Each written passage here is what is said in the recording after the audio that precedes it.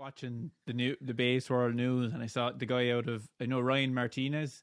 He was in a metal band, Mudvayne back in the day, but he got like endorsed by Fedora, so now he went from being exclusively Warwick to exclusively Fedora. But I can't see you ever doing one of those like exclusive deals, like, because you kind of have a bunch of bases that are your sound, like. Yeah, I'm not a fan of exclusive deals like that. I've had people like send me bases, and like I love being on artist pages for or endorsing like companies I like. And they're definitely a bunch of them like that. But yeah, it's like if part of the deal of getting a bass from you is I can't play my vintage Fender whenever I want, like that's a big no. That's a deal breaker for me.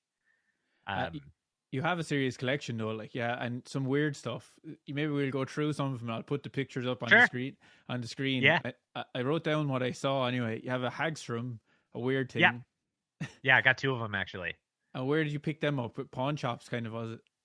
I found them online. So my friend Mason Stoops, who's a great guitar player, and knows I got a bunch of like my vintage knowledge from him. He just knows a ton about vintage gear, and he hipped me to those basses because they kind of sound like Hofner's and jazz basses at the same time, and most people don't know about them. And you can find them for like $500 to $600. Maybe they're a little more expensive now, but at the time, so I bought 3 of them, and the one that I have here is the best one, the Sunburst one. I need to get it set up. It's been traveling and stuff, and it got a little beat up, so it needs a little assistance right now. But and then one of them I sold to my friend, and then the other one I'm having turned into a bass 6 because the scale works for it. Really so cool. Yeah, and actually I need to check in with my buddy about that, but it's that'll be really rad. But they're just really great. I had never even heard of that company before, but they're a Swedish company, and their vintage stuff is really great. And they're making new ones again now too, I think. But that model is like, there's something really interesting about that model that I really like. It reminds me of the 60s Japanese a Tiesto or something like that, or a Greco or the something. Taisco stuff. Yeah, Taisco, it's similar. I think the build quality for the Hagstroms is a little better on overall. The Taiscos are sort of like, I mean, any of those sort of like Sears brand, like Sears catalog style instruments have like they're a little finicky, and you find ones that are great and ones that are duds. Like the harmonies are a great example. Like the 60s harmonies, like some of the best instruments I've ever played, some of them total garbage. It just like because at the time they were like $100 instruments and that you could buy in Sears catalogs, they weren't really like designed to be like fine crafted instruments the way that like Gibsons were, at the time. It's only because they've become collector's items that they've become expensive. Originally they weren't. And whenever you have a situation like that, the build quality can be inconsistent. And also just over time, like they get warped and weird. And some of them are in really good shape and are really amazing. And some of them are like, they don't hold up well. So you have to just find the right ones and get a little lucky. Definitely. I was in New York before, and I was shopping for one of those kind of bases, something weird, like, and I went to everywhere. Manny's, Manny's isn't even there anymore, I think. I went to all the shops, but they were awful to play. All these old bases, they were like, they just airlines and stuff like that. It's just like, you're right. It's hard to find one that still feels good because they don't really last the test of time as like a Fender or a Gibson might, like. Yeah, and even then, like some of the 70s Fender stuff, like I've played some 70s Fender. The build quality in 70s gets inconsistent for Fender too. And like I played some 70s Fenders that people were trying to sell for like $3,000, and I've been like, dude, this sucks. This is not this one isn't a good one. I wouldn't buy this one. This one's not happening. And then I played others that are like, this is beautiful. I was given a few before, like to play at sessions and stuff.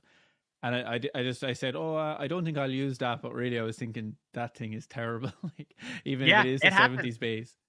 Dude, there are a lot of 70s duds. There are also some like this, but the good ones are like excellent. They're amazing. The 60s ones tend to all be kind of great. especially the pre-CBS ones. They're like my 60s P bass is pre-CBS, and it's like it's the best bass I've ever played. I never even got it set up when I bought it. Really? I took it to my buddy Mike, um, who does a lot of my setups, and he's sort of like a guitar whisperer. And I was playing it, and I was like, I think this is just good, right? And he started playing it, and he was like, yeah, never change anything about this bass. This is good. You don't ever want to change this. Yeah. And I never have. And Yeah. it's always perfect. I think you said online you've never even changed the strings on it since you've got it. I had to recently, unfortunately. One of the flats unwound, and so I had to put new strings on it, which was heartbreaking. But I put Labella low tension flats on it, and they've just started to settle in, and it sounds really good. And actually, it doesn't really sound any different, thankfully. Yeah, that's scary. When you take off the strings, you're like, oh, I hope there's not like some rattle or the truss rod doesn't move a little. Yeah, I was I opened the case and I saw it and I was like, no, this can't be happening. And it was fine. But yeah, that stuff is freaky. So you don't like seem to have like a crazy. Like I have a few basses behind me, but I get rid of a lot as well. Like you're not the kind of guy that has like 30 basses. I don't think you kind of have a few for different sounds. I got like 12. Yeah, you know. So it's like a healthy collection, but it's not unreasonable. Healthy, yeah. I'm going shifting. Yeah. I'm getting rid of all my active basses soon. I just don't get them. I'm like, maybe I'm stupid or something. I'm like, couldn't I just use an EQ pedal on the floor to do most of the stuff that all these buttons do? And I don't like active basses either. I'm not a fan. Like I just don't. One of the things I like so much about my 60s P bass and a lot of good vintage instruments is, for me, if you have a really, really good bass, you can just turn the volume up and the tone up, and you can just play with good dynamics, and the bass is going to do what your fingers tell it to do. Yeah. And the active basses, to me, it's like you're constantly fiddling with knobs, and it's a total combo breaker for me. I hate it. And like it's just like, realistically, who's going to play with them on the gig? Like, who's going to have time? Well, for one thing, the front, it's not going to make any difference to the front house sound, and you're not going to be able to like twiddle with all those knobs in the middle of a gig. And the only person that will notice the difference is you, or you might just mess up your sound completely. Yeah, I can't hang. I mean, I've heard my friend Matt Rubano came over a while ago, and we were playing bass. We were doing a bass hang. And he had an active Federa jazz bass that was like a vintage style jazz bass, but active. And it sounded really, really, really good. That was one of the few times I played an active bass where I was like, this actually has like a real utility. Like I actually like this bass. And he's on tour right now with that band Angels and Airwaves, and I think he uses that bass for a lot of the set, and it's actually really great. The best part about it though is that there's an active and passive switch, and a lot of the time he just plays it passive. Well, there you go. Yeah, and the ones I have, I don't ever play them in active mode. It's just passive all. But the price, I bought a Sire about 3 years ago, and the price of it has gone up by about 200 or 300 euros since I bought it, and I've almost never played it. So I'm like, I think I'm going to sell this now because it's after going up in value, and I don't like it at all. I had one active 5-string Fender jazz bass from like 2009, and it was like the bass that I had in high school, back when I was into slap bass. It's a time I don't want to remember. Thankfully, I don't think you can find any videos of me doing any of that stuff on the internet. At least I really hope you can't. But I hadn't played it really since then. And the day I got my first vintage P bass, I was like, oh, what have I been doing this whole time? And I never played it again, and I sold it a couple of years ago. And that was the only like real active bass I had. And you have like a music master. I have one other one. I have an active fretless 5-string. That actually sounds good. That I actually really like. Do you play it a bit? Like, I mean, when on the rare opportunities someone is like, hey, can you play fretless bass on this song, which almost never happens, it actually is great because it doesn't sound like a Jocko thing. It's not like mid-rangey like that. It actually sounds more like an upright bass. Okay. And it has this kind of like cool aesthetic to it. But other than that, yeah, I almost never, I mean, in practice, it's like I can't even think of the last time someone was like, oh, I need you to play fretless bass on this song. Like, how are your fretless chops? Like, are you still good at doing pretty good. Fretless? Yeah. Yeah, I can hang. Yeah, I got good intonation and stuff. And I've actually been shedding a lot of upright bass during quarantine and stuff. One of my I've been trading lessons with a friend of mine who plays in the Vienna Symphony. So it's Ah, got my stuff's been getting I've been getting more together. I used to when people would call me to play upright bass, I would just give them other bass players' mm, numbers and just be like, "Oh man, you are now going to call these 5 people instead of me. You picked the wrong person." And now I'll actually try to do them, unless it's really? like really fucked up hard modern jazz, in which Mm, case it's still like I can't play like I can't sound like Ron Carter on no. upright bass yet. I'm just like not quite there yet. It's it's a hard instrument. Um, but for like to double on it, like I feel like I can kind of hang now. Yeah, for singer songwriter stuff, you'd be perfectly Yeah, fine. Like, or even like show tuney type mm. stuff. I feel like I could hang and it'd be cool. Yes, But saw your yeah, man Brady Watt is shedding. Do you know that guy Brady Watt? I don't know him personally, but he's a great bass player. He's shedding the upright a lot lately. He's bringing it into Oh, his hip cool. hop gigs and stuff. Oh, cool. Yeah, I mean, dude, I mean that's a lot of like early '90s, like all that, a lot of Tribe stuff is like all upright. I mean, Ron Carter played on Tribe, Yeah, all the samples on Love Theory. are always upright, aren't they? They come A they lot kind of of them are. they jump out of the mix really well on all that old hip Yeah, hop the samples. yeah, and it's a lot of the old, like a lot of the earlier hip hop stuff. Like they're coming out of the R&B and jazz tradition. That's where they pulled all the samples from. So it's like to me that like totally makes sense. Mm.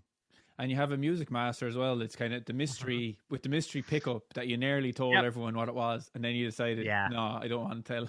And I'm not even going to Yeah. ask you to divulge it, but tell us about the bass anyway. Sure. Yeah. So I bought that bass from a friend of mine, and it originally just had regular jazz bass pickups in it. Because I don't know if you know much about those Music Masters, but they have those like Not weird really. Strat pickups in them. They were sort of like for kids. They're like shittier Mustangs, kind of. And like Harmony or any of the other kind of like cheaper vintage models, um, you can find really good ones and really bad ones. And my friend had one that he sold me as a backup. It was his backup touring bass, and the neck and the body was just like felt really good together. But he had kind of like sort of standard Seymour Duncan jazz bass pickups in it, which sounded fine, but they sort of sounded a little bland to me. And I wanted to do something that was a little bit more interesting and distinctive sounding. And so me, my friend Mike, and my friend Mason came up with the idea for the mod, and then my friend Mike did it. It was sort of based on a bass that Gabriel at Echo Park Guitars built for me.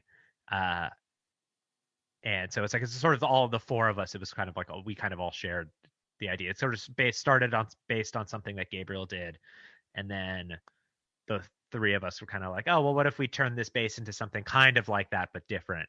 And then we came up with the stuff, and it's been sort of the secret weapon It's ever cool. since. It's And really cool. yeah, thanks, man. I love it. It's that and my P bass are basically the basses I use on everything. And the Music Master, it's like the bass that I feel like I sound the most like myself on a lot of the time, which is cool. And I think like I don't know. Once I started playing it and people started seeing it, they like started getting like I was just deluged with inquiries about what the pickups are. I'm And just putting out there. It looks like a de-armament in the neck slot. It's not what it is. Okay. But I just like I have a very contentious relationship with my phone and the internet, and if I feel like I have to be on my phone all the time, I'll just shut down. And so after a while, I was just like, I just can't. I'm just not going to tell anybody what this is, and that way I don't have to be on the internet anymore. Yeah, that's good policy. Look, keep it secret. It's okay to keep one thing secret. I'm not sure about when guys like cover up all their pedals and put dummy pedals to confuse people. That's going a bit far, but with this one bass, that's okay. Yeah, it's just I don't know. It's a thing I did with my friends, and like it's like kind of our thing. I don't know. I just don't want it. I just don't want it to be public right now. That might change, Yeah. Although people who have tried to copy me are going to be really fucking pissed when they find out all their pickups are wrong.